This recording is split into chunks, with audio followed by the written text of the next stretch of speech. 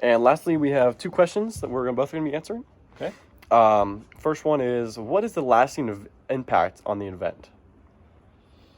You asked me what the lasting impact on the event is? Man.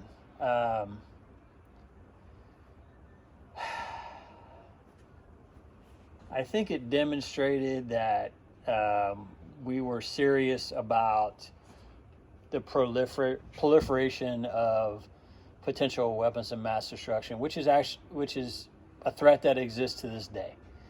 And it's important to show people that we're serious about that. We don't want these types of weapons falling into the wrong hands. So we did demonstrate that this was important and that we would take action. Prior to this, we had set up a no-fly zone in the southern part of Iraq, which we patrolled for years. And as a matter of fact, I was on the USS Kitty Hawk prior to this, and we were there 2 years before that, where we were enforcing the no-fly zone. And that was kind of just something that just went on and on. And so that was lasting impact, that we would show that this was important to us.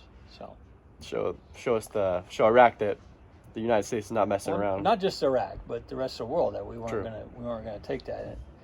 And there's a good story about that if I have a chance to tell. Go ahead. All right. So after Desert Fox, we were in a low-level skirmish with the Iraqi armed forces, where if they did something that was provocative, we could respond. So there were many.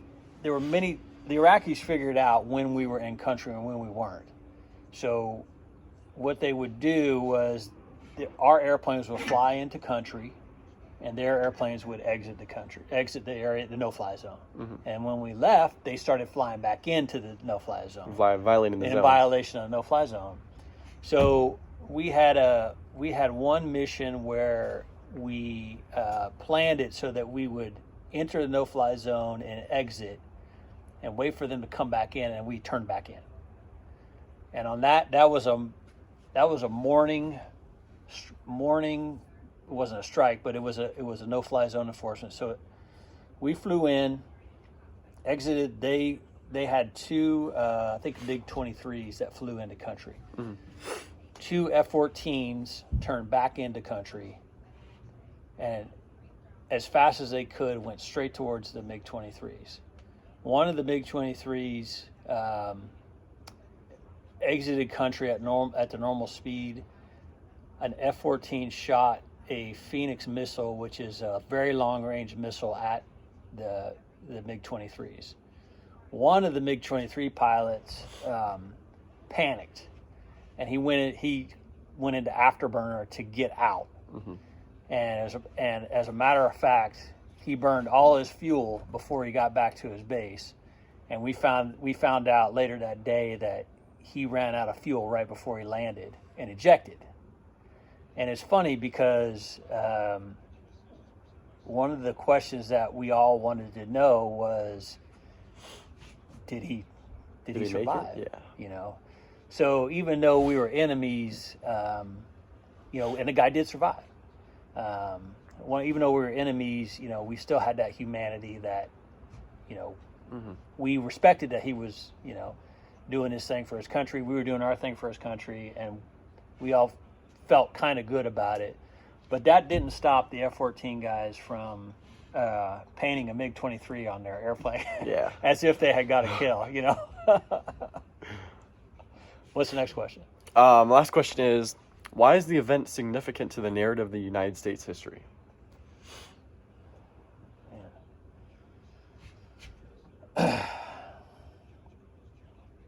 Well, you have to ask yourself, what is the narrative of the United States? Is the United States a force for good in the world? And I think the record on that is, truthfully, probably more for the good, but mixed. True, yeah. We're not always, we don't always get it right.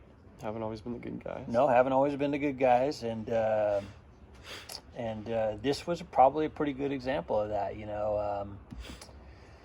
We were enforcing this no-fly zone for years and years, and what good came of it, and this, what followed after this was 9/11 and lots of other, probably things that were not good. Yeah.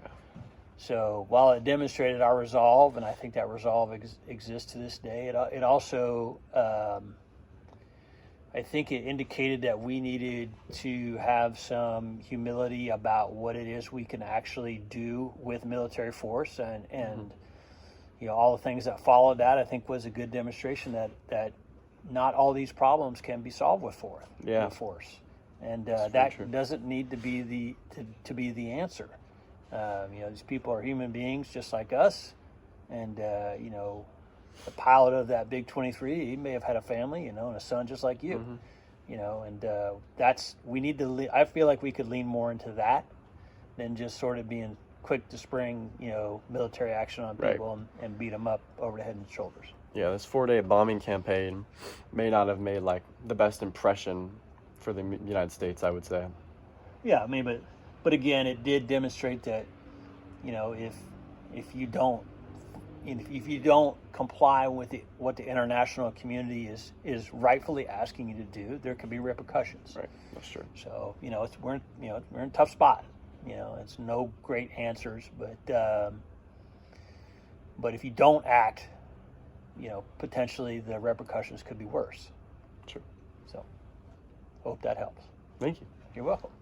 And thank you, everyone. This is Kenneth Setzer, and see ya. Goodbye. Bye, Navy.